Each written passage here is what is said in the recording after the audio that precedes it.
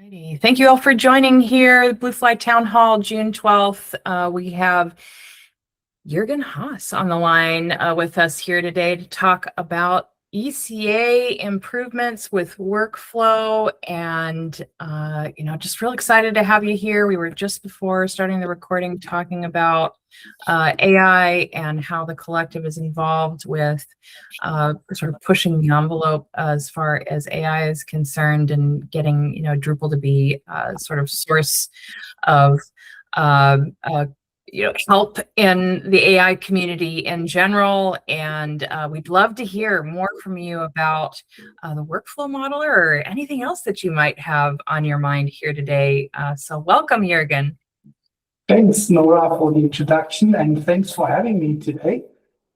Yes, absolutely. Good to have you here. It's a real pleasure to see so many known faces, people that I met at DrupalCons and other meetings. Really great to be kind of back in the group, although it's the first time with Bluefly Collective. So welcome. Thank you. Let me dive in straight into my presentation. Well, I start with a presentation with a couple of slides just to set the stage kind of thing. And then I just go into a live demo and do everything interactively. And like always, let me start with a brief introduction about myself. My username handle, Jürgen Haas. You can find me almost everywhere with exactly that one, except for Facebook and the likes. I'm more on Mastodon and Drupal, Slack, and that kind of platforms. I am the maintainer and the inventor of the ECA module, but there is a great bunch of people helping me there. In my Athens keynote for Drupal Dev Days, I had a slide on it where there have been more than 400 individuals contributing to the ecosystem of ECA, some of which only asking some questions, but even that is, in my terms, a contribution, because if somebody is not understanding something and asking for it, that helps us as the maintainers to understand the gap and where we have to be better so that questions don't even arise. As of very recently, I'm also a core subsystem maintainer for the admin theme, something that keeps us currently very busy to move the Chin admin theme into core, where it will become the default admin theme of Drupal 12, which is due later this year. So what we are going to do in the next kind of 30 minutes, more or less, is I'm not talking too much about the basics, because I assume that most of you have had some sort of touch point with ECA already. So I just will use about 5 minutes for a few slides, go into a demo, show you the modeler in different perspectives, like for different personas, like non-technical users, technical users, and developers. And there are a lot of differences there. If you are interested, and there will be lots of links later in the slides, you can find a copy of the slides at go.LakeDrops.com, ECA-Bluefly-2026. That's a short link, and that gets you to the slides with all the details. So let's be honest, having more than 16,000 installations as of Drupal.org and the reporting there, that is quite significant, I would say, especially because it's not just a small module that brings something to Drupal sites. It is quite a heavy lifted contribution to Drupal sites. And if so many sites are installing it, that comes with a huge responsibility. So that doesn't happen overnight. And yes, we are working on that evolution for about 5 years now, whereas version 1.0 was released about 4 years ago. But still, sometime last year, I had the opportunity to talk to Dries about all this, and he was pretty straightforward. He was saying, like, he heard about ECA a lot, and he gave it a try himself, but he was really struggling, because he said it is obviously very powerful, but I can't use it. That's Dries saying that. And I was finding myself in the situation where I know Dries is not trying to put somebody down by saying that. So he's really very honest with that. But I thought I have exactly two choices now. Either I can tell him to first learn about Drupal before trying to use ECA. But immediately I thought I can't say that to Dries. So not knowing what the second option is, I knew I have to go for the other one, right? So what he meant about it was that ECA, as powerful as it is just too complex to most of the Drupal users. And talking about Drupal users is also those who are starting with Drupal CMS, like people who are running a campaign, wanting to kick off a website, starting with Drupal CMS, building a nice theme or taking one of the site templates, and then probably also tweaking the site a bit. And that's where ECA comes to play. And ECA comes with Drupal CMS, but most of the users are just overwhelmed. They have no idea what they should be doing with it. So we had quite a lot of discussions about what we can do. But before I go into that one, I would like to introduce one of the hidden heroes that is behind the whole ECA thing, and we call that the Modeler API. We only started working on that at DrupalCon Atlanta 2025, so a bit more than a year ago. And what the Modeler API does is it introduces an API which has two stakeholders. One of the stakeholders is the model owner, which in our case is ECA.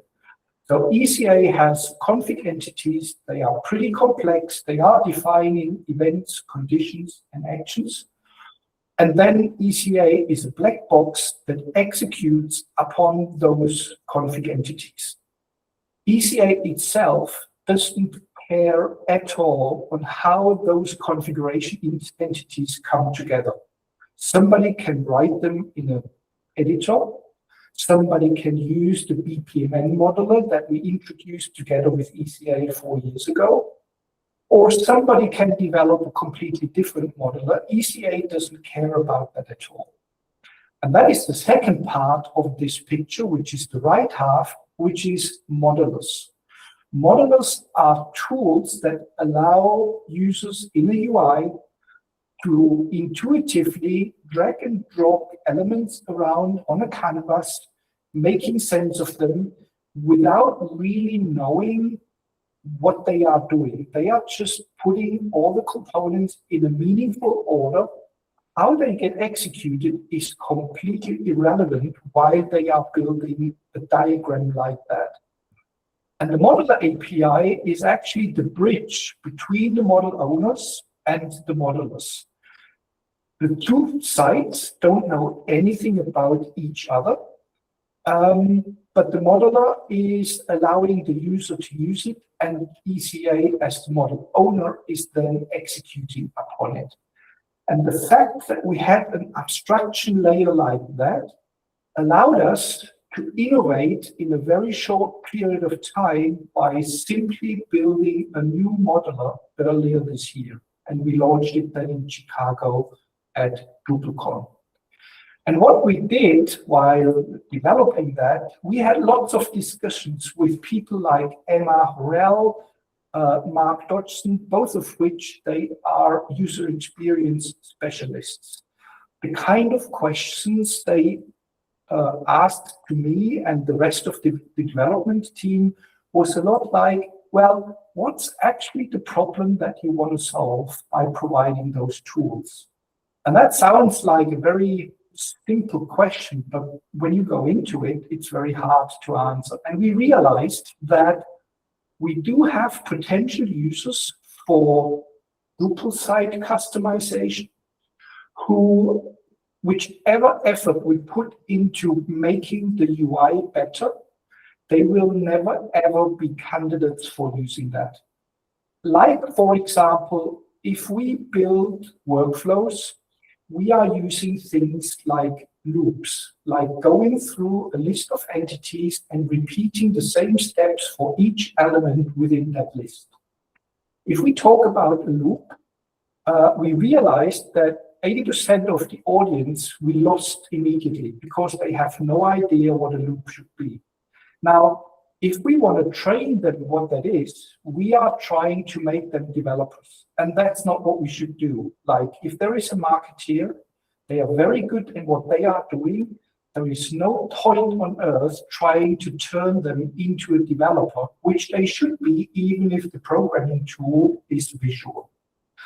And that learning experience made us to think completely different about the problem and how to solve it.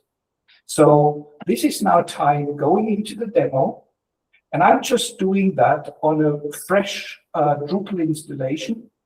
And somebody has, this one is Olivera, it's Drupal 11.3, it's not Drupal CMS, but could be. And they are maybe already pretty happy with their site. And then they come along something like, for example, the user registration form.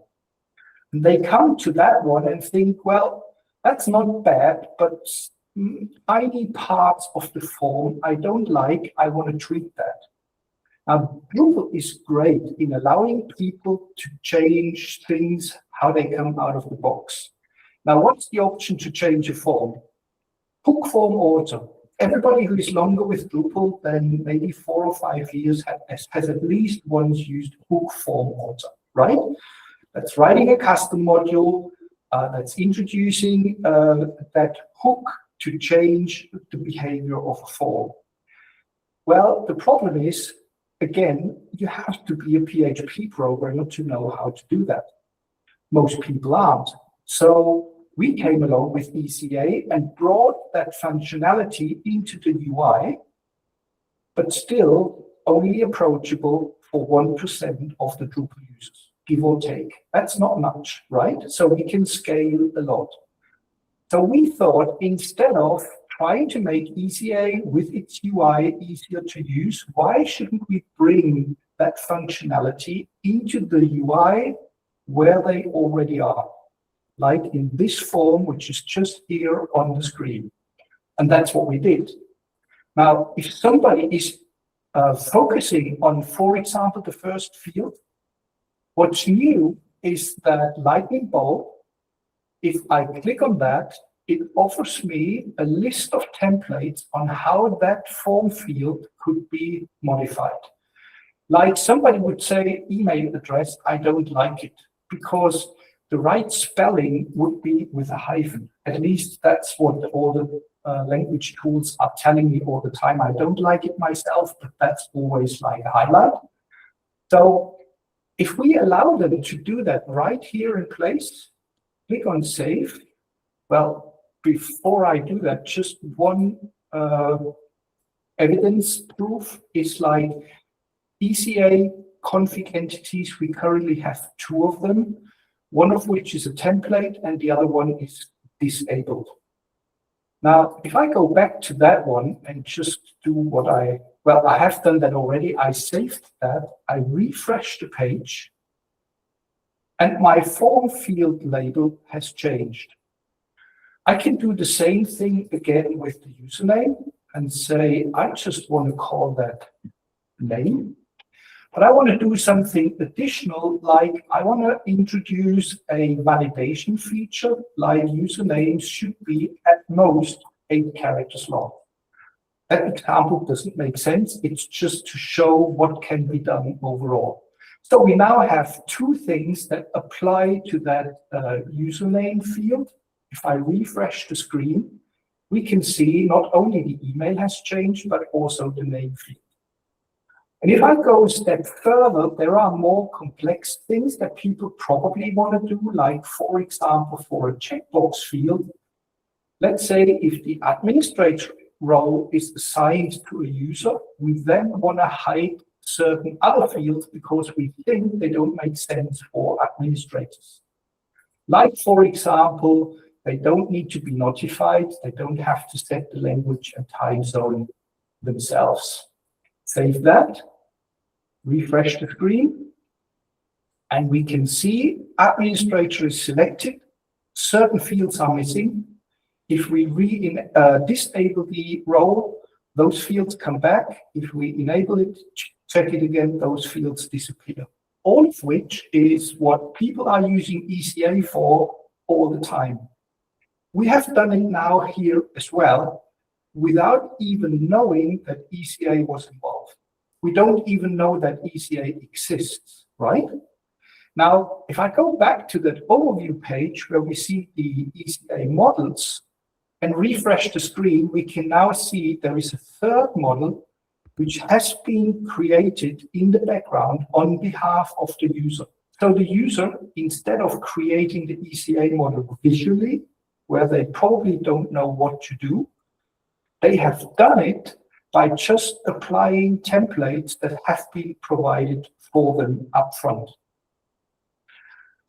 However, that's not all what we have done. We said, I showed that to people who were using ECA for years, and they said, you know what, this is amazing.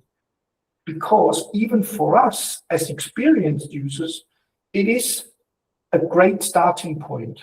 Instead of starting with a blank canvas, like if I go back to ECA and say, I create a new model, I give it a name, and now I have a blank canvas, and guess what? Most people don't know where to start, right? So we thought, could we put some helpers into that UI to make it more intuitive? And yes, we can, and we did. But still, the gap from a blank canvas to something that is done by intuitive widgets like the in-context customization is much more efficient. Like this one has been created kind of automatically. If I go in and use edit, that's what those widgets over here have created automatically in the background. This is how it looks like.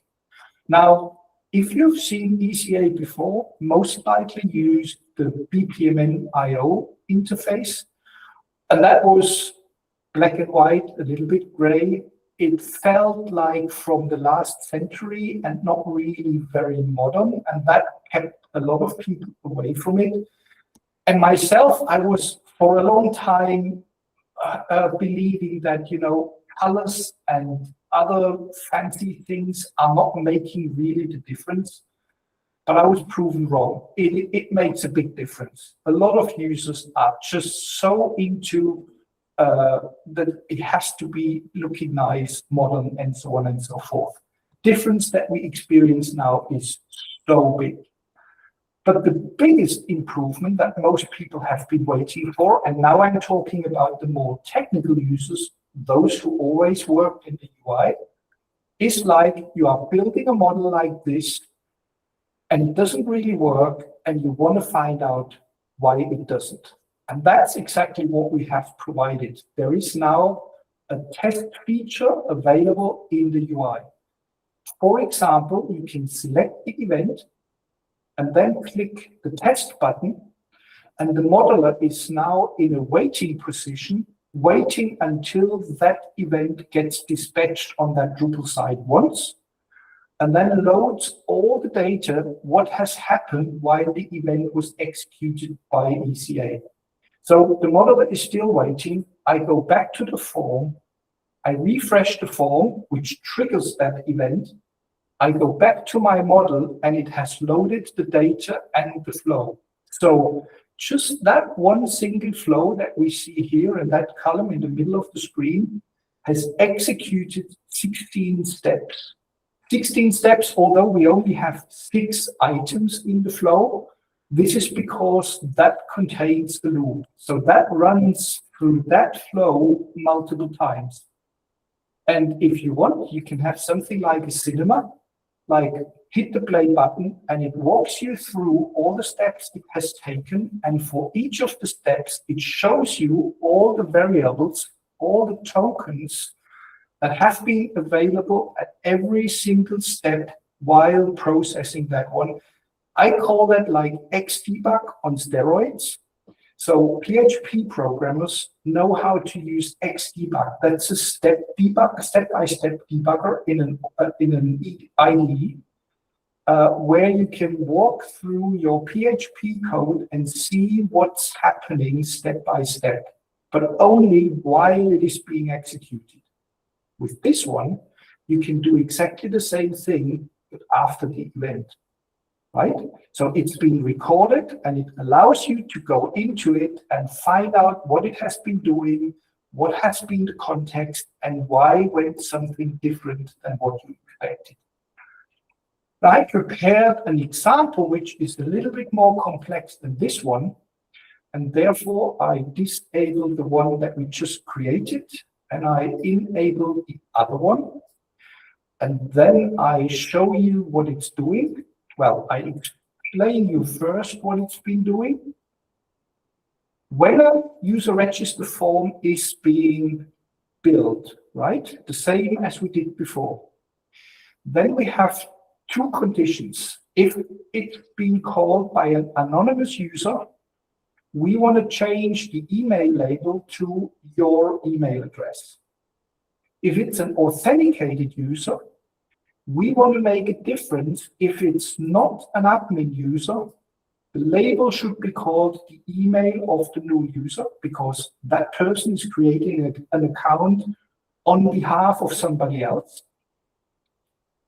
And if it's an admin user, then the field label should be changed to field:user email address, because the administrator is probably interested in the machine name of the field. I'm just making that example up, but it's a nice way of demonstrating what that test and replay feature is actually bringing to us. Now let's play around with that one. I select the event and I want to test it. Now, I have a different tab, which is an anonymous user. So I'm not logged in and I want to create a new account. I refresh that page, which is then building the form. We go in and we see 4 steps. Step number 1 is checking if it's an anonymous user, and that one is green. Then it's checking if it's an authenticated user, and that one is red. And the final step is, because that one was green, it sets the label to your email address. Let's go back and verify that. Yep, the label is red, your email address, right? Now, let's go back to the model and test once more. And this time, I'm a non-admin but authenticated user, and I refresh the screen, which is building the form again. And my label is here for the same field, the email of the new user, right? Going back, it loaded the data, and this time it's 7 steps. Now let's walk through them. It starts with the event. Anonymous is red, authenticated is green, then goes to the end gateway. It then finds out not admin is green, admin is red. It executes the left one, which sets the label to the email of the user, of the new user, right? And the third case, just for completeness, testing again. Now I'm the admin, refresh the screen, and the field label is field user email address. Walking through, and let's do that automatically. The first one is red, the second is green, and the first one is red, the second one is green, and it executes the final one, setting the label to user email address, right? That's debugging in place where the user is, no change of content, tool, or anything, just work where you are. There is a comment. Oh, there are lots of comments. Sorry, I missed them. If you want to interrupt me while I'm talking, but I'm coming to the end now anyway, because we are approaching our time limit. So let me quickly go back to my slides. That's the videos as fallback if the demo doesn't work. So the question is, why would that potentially matter to your collective? The point is, and I like what Thomas said before, like he wants to turn Drupal AI into something that is above and beyond Drupal, with relevance not just for Drupal people, but for AI in general. And we want to do the same with ECA and a few other tools in the area of orchestration as well, where Drupal becomes the hub, the central point, which is able to integrate with everything else. People can customize and tailor their Drupal site. They can customize and tailor the workflow or the automation, but they can also integrate external tools in automations, workflows, and orchestrate them all together. And you may, if you are familiar with tools like LakeDrops and Maestro, both of which are Drupal modules, they are doing seemingly similar things, but in reality, they don't. What we have in common is we all work with diagrams to visualize what our engines behind it are doing. But what they are doing is entirely different, but they are not competing with each other. The three areas, ECA, LakeDrops, and Maestro, we are collaborating. We have weekly meetings, and we are coming up with a proposal very soon on how can we improve that whole orchestration area to make Drupal much stronger than it is today, and then compete with people like N8N and Zapier and all the others. So Drupal is the center point, and that is relevant for our clients and your clients, because they own the data, they own the process, they can run it on their own facility. They are sovereign, a word that's very famous in Europe these days. And I get the feeling that it becomes relevant in other areas, including North America soon as well. My keyboard is not always working. Just a little bit of background numbers and structures. You probably heard about those 6 weeks with 90,000 lines of code and just one developer. Yes, that was done with a lot of help from AI. But the good news is less than a third of that code is actually production code. More than 2/3 of the code is test code. We have so many test cases that what we have developed in a very short period of time is perfectly maintainable. It is a production and enterprise ready tool, and I can only recommend start using it as soon as possible. It is even accessible and WCAG compliant, which is something that we haven't had before. But there are still areas where you can help. With the short demo in Drupal, I didn't even talk about context and dependency. Like the whole modular UI is providing a lot of features, and in most cases, far too many. But if we are able to identify the context where the user is coming from, like, for example, they are working with forms, we can identify that context and just hide all the other stuff, which is probably irritating while they are working on forms. And that makes it much easier for them to just focus on the tasks that are currently working on. In context template is where we need a lot of help. Writing new model owners is something that comes with a lot of potential. We have just done it for the whole migrate environment. So very soon you should be able to use the same graphical UI to configure your migration process, and then later hopefully also debug it in a very similar way, which should solve a lot of more problems for even more people in the future. Now, wrapping up, here is a fairly long list of links. Again, the first one is the only one you need to remember. All the others are, sorry, I was now just going to the same thing again. That was not my intention. Clicked on it. There we go. All the projects involved with their links. The ECA guide is the center of truth. You find everything about ECA over there. Modeler API has its own documentation page, and so does the modeler. And I'm currently working on a blog post series. There will be 9 posts about the next chapter of ECA, what has happened in the last 12 months. 5 of the 9 posts are already published, and the remaining 4 are coming in the next few weeks. And if you want to find myself, go LakeDrops.com/Jürgen Haas, and then you can find all the relevant links where you can find me, or hook me up on Drupal Slack. So that's about it, and I hope we have a little bit time left for some of your questions.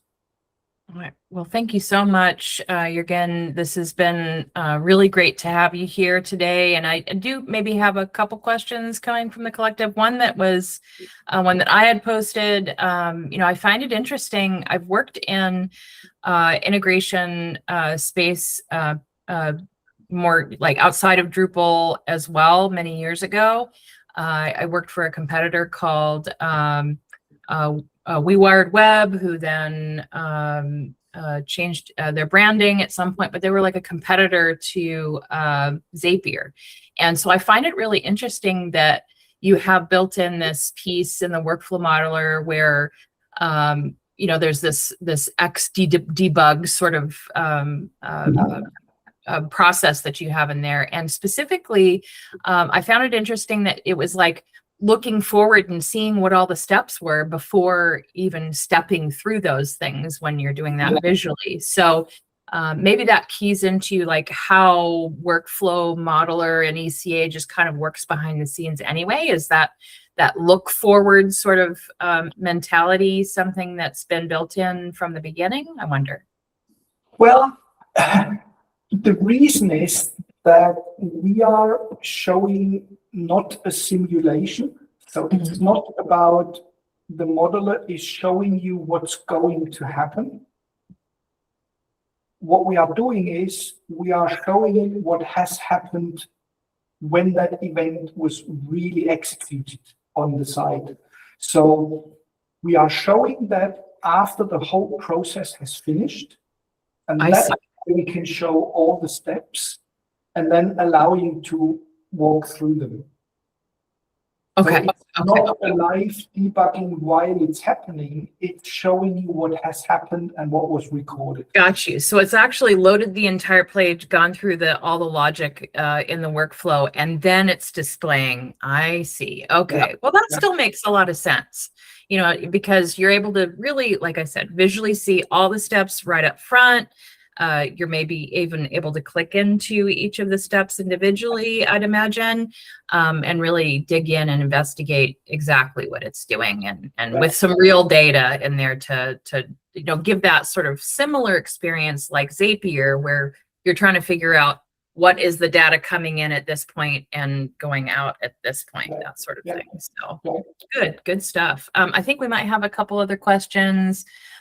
There's not a question. Josh just wanted to say, I've created quite a few ECA models using BPMN.io. This new modeler looks amazing. Thank you for the work on this. Anyone else have any questions or thoughts about this? Maybe I have some good news for him in relation to that. Yeah. All your BPMN models that you created are 100% compatible with the format that we have today. So just open them in the new modeler and continue working with that. And if you don't like it and want to go back to BPMN, just save it, go back to BPMN and continue working there. So there is no conversion whatsoever. The format is owned by ECA, and the modeler is just doing a visual representation. It has no impact on the storage format whatsoever. Oh, that's wonderful to hear that we're seeing some standards really being used across, at least between Workflow Modeler and BPMN. Is there similar other modules that are leveraging it to that degree? So far, it's Migrate, which is in test mode right now. It's not production ready yet, but we are getting close. And yeah, we have a few other things in the pipeline, one of which is think about data modeling in Drupal, like creating content types and their field and the relationships between them.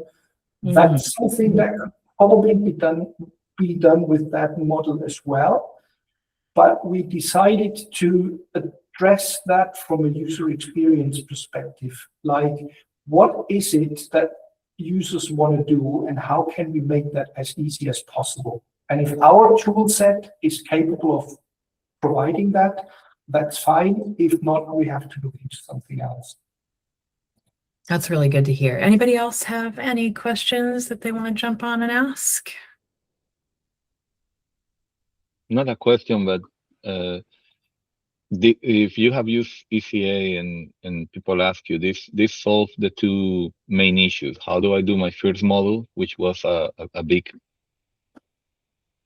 bump that you have to go through, and the second one is the previous login of ECA was pretty cool. You can see everything that is happening, but it was really hard to read and see when your model was working or not. So, Jürgen, this is amazing because now you can see what's going on right there. Yeah, it does feel a bit more intuitive in that way. I know I've been working with ECA over at MidCamp with the event platform, and it's been a bit of a challenge to know exactly what it's doing at all times with email notifications specifically is what I was working with. So this is a really awesome improvement. I agree. Anyone else? I have a question, and this might betray that I haven't hacked with ECA probably as much as I should have. It's always one of those, oh my god, I gotta like do more of this. But it seems like most of the demos I've seen, ranging to all the demos I've seen, like from you mostly, have been like site building and administrative side interfaces, and I'm curious, just big picture, what facilities are there for constructing anonymous visitor experiences, and how permissions and things like that kick into it in terms of what's allowed? Well, the general answer is everything that's available through an API in Drupal can be leveraged by ECA models. So all the access controls systems that we have can be used in ECA models. All the rendering environment can be used by ECA, so you can modify existing render arrays or add new ones, which means like you could, for example, inject a call to action button on a page under certain conditions. That would be a use case for that. You can leverage all of the config API, so you have access to all the configuration in your Drupal site. You can access the views API, so you can query for content and then do certain things with it on the fly. And all the others, it's hard to remember them all. You can even create new routes on your Drupal site with ECA. So a path where, for example, you produce a temporary landing page for somebody who is coming from a certain resource, and then present your own content without having to create a node or a path or something else for it. ECA lets you do that on the fly dynamically. Or in other words, everything you can develop in a custom module, you can do with ECA almost everything. Maybe there are some cases we can't, or it's too complex, but all the features are available, and it's growing every day. Well, thank you. Thank you for that. Anything else that anybody has? We have 1 minute left. Oh, there is a comment, Salesforce making groups action work, Salesforce making more modern right now, HTTP vars, there's so many. So thank you for that, Carlos. Thomas, I think you might have tried to come on for a second as well. Yeah, I just want to say thank you. I appreciate everything you do for the community, and not just the modules you built, but your voice. you've been definitely a leader within the community, and me personally, I appreciate that a lot because I bleed blue. Drupal's been my world, so thank you. Thank you for sharing that. And I don't know, I mean, it almost sounds like that if you're open to it, or if the group is open to it, these orchestration calls that you had mentioned, I wonder if that might be something that would be interesting to have Thomas or other product folks here at Bluefly get involved in as well.